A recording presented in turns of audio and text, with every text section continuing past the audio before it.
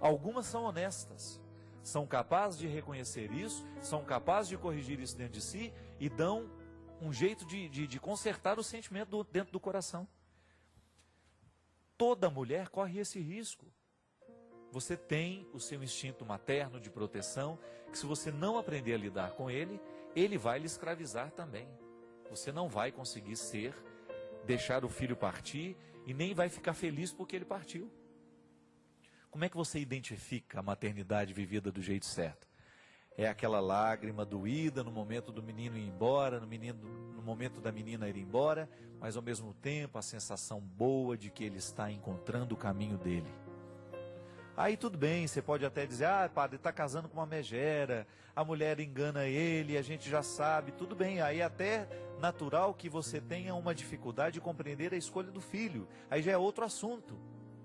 A possibilidade de orientar, de abrir a cabeça dele para que ele faça a melhor escolha, isso você tem o direito. Mas depois que ele escolheu, você tem que estar do lado dele, do jeito certo, sem querer mandar na casa dele, né? Porque, nossa, meu Deus do céu, o que é de mulher que fica querendo mandar na casa da nora, dá palpite errado em lugares em que ela não é chamada. Gente, seu filho casou. Seu filho tem uma família, ele precisa aprender a ser o homem da casa, você não pode privá-lo.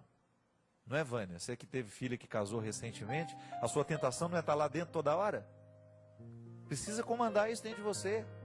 Se você vai seguir o seu instinto materno, você vai querer sempre ir lá resolver pela sua filha, porque você já sabe o caminho. Mas se ela não errar fazendo, ela não vai aprender o caminho por ela mesma.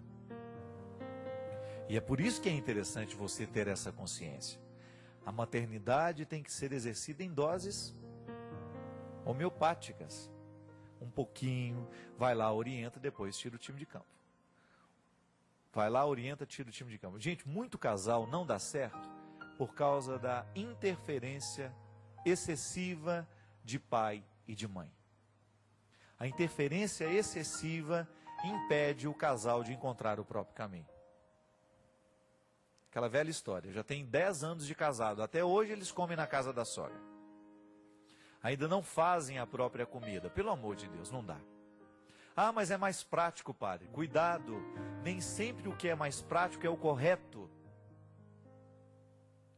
Outro dia uma mocinha veio reclamar, né? O senhor falou que a avó não pode se cuidar do neto, minha mãe não quer cuidar mais do meu filho, o que eu faço? Não sei, o menino é seu, não é meu? Dá um jeito de resolver com ela, mas que é correto isso, ela ficar cuidando o tempo todo do seu filho, não é. Ela pode até dar uma ajuda, mas a responsabilidade não tem que ser dela.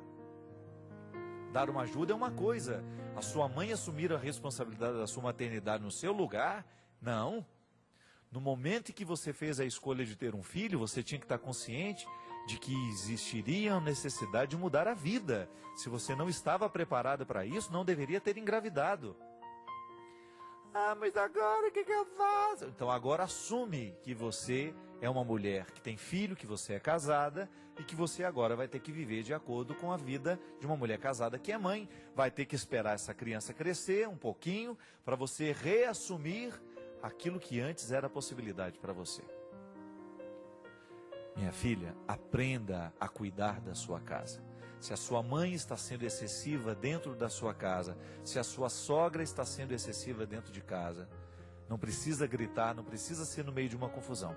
Senta e conversa amigavelmente. A única maneira de estabelecer um limite é conversando. A senhora será sempre muito bem-vinda, mas quem manda nessa casa sou eu.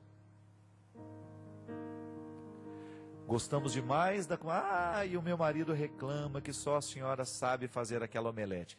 E a velha é tão ordinária que ela não ensina a fazer mesmo.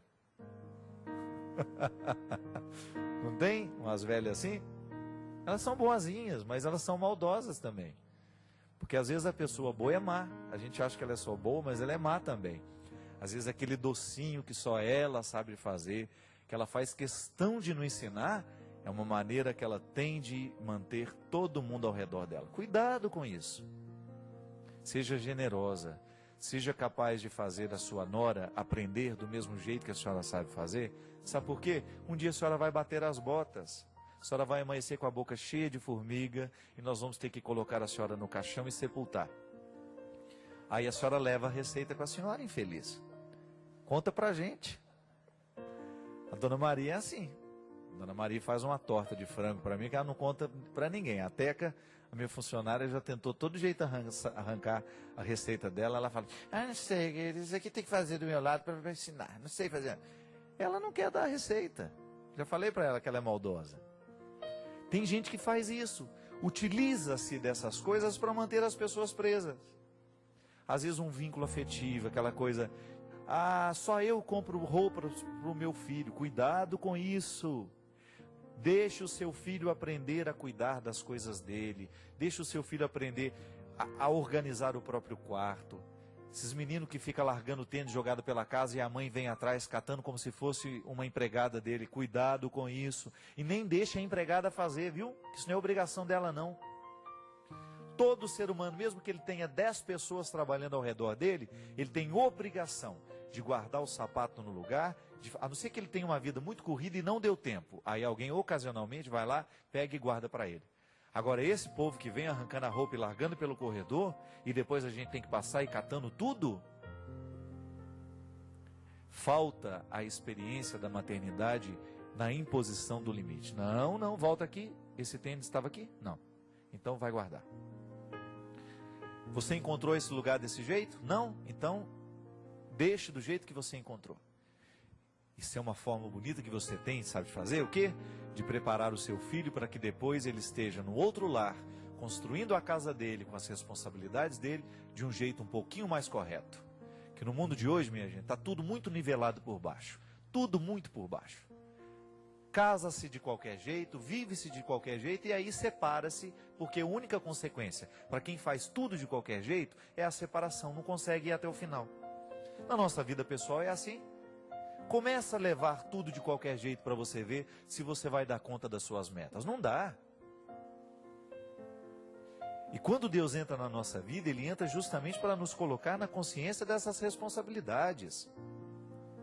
Seu filho casou, comece a exercer a maternidade na vida dele de um jeito certo, para você não prejudicar a felicidade dele, para você não prejudicar a educação dos filhos dele, para você não prejudicar a vida da família dele, porque a maior interessada na felicidade do seu filho tem que ser você.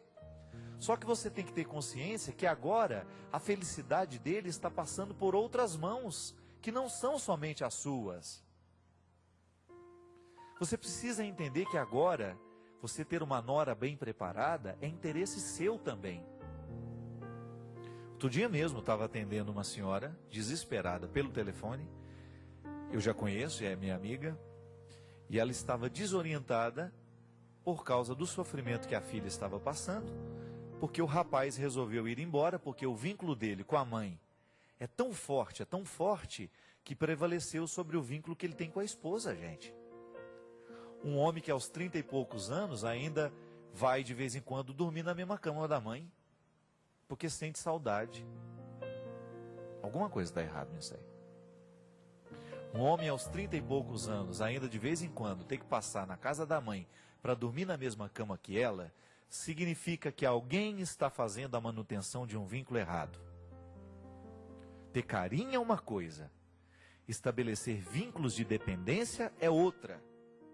Isso é um absurdo.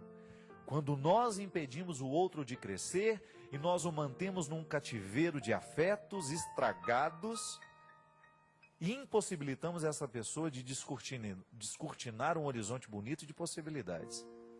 Não pode. Se você faz isso com seu filho, você está privando o seu filho de ser feliz. Casou? Então agora você vai ter que aprender a ser mãe de um homem casado.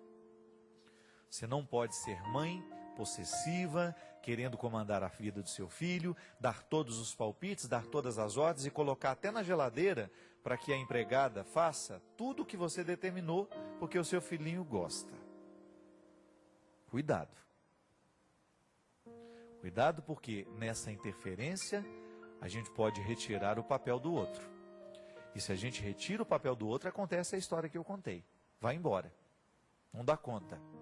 A mulher, ao insistir em manter o vínculo afetivo de dependência com o filho dela, ela deixou de proporcionar a ele a oportunidade de ser marido. Por quê? Ela sufocava ele o tempo todo, ela ligava chorando, ela ligava fazendo chantagem emocional, ela queria o rapaz o tempo todo dentro da casa. Eu estou doente, venha me cuidar. Eu estou isso, vem aqui. Imagina a outra que ficava de lado o tempo todo, ela não pôde exercer o papel de ser esposa. E aí não deu certo. E aí é infelicidade, sabe por quê? Pois a gente morre e o outro fica sem estrutura para aguentar a vida. Quando a gente tem dependências afetivas, é um perigo muito grande, porque quando o outro, com quem a gente tem a dependência, vai embora por alguma razão, não sobra nada para a gente recomeçar. Não pode.